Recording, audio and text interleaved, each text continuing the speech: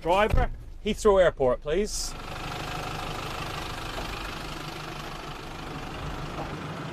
The American comedian Amy Schumer was asked by the BBC in the summer about her travel plans if Donald Trump won the American presidential election.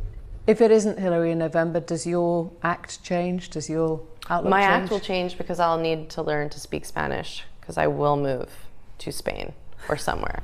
Amy has since said she was just joking, a bit like the pop star Miley Cyrus, who also threatened to leave the US. But according to an Instagram video posted last week, she's staying to campaign against the Donald.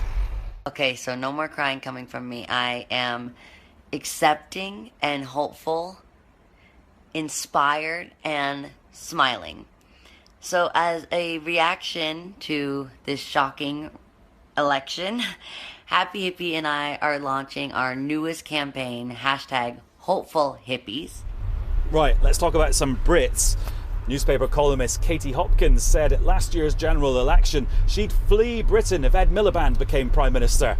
We all know what happened about that, and Katie is still with us. And remind me, what did TV presenter and Labour supporter Paul O'Grady say?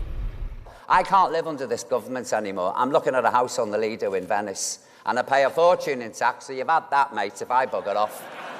I'm telling you now. His manager emailed to say that Paul is still very much resident in the UK. A larger-than-life French actor Gérard Depardieu accepted Russian citizenship from his pal Putin after he complained about tax rates back home. In the 1990s, Phil Collins said that he'd leave Britain because of New Labour. He eventually moved to Switzerland, but has denied that it was for political or financial reasons.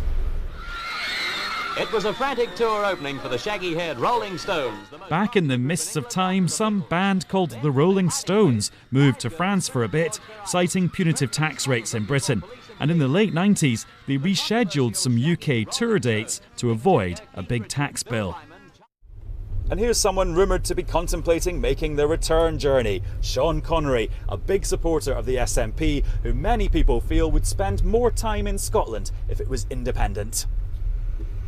What am I thinking? I can't leave the daily politics. Driver, back to the studio as quick as you can.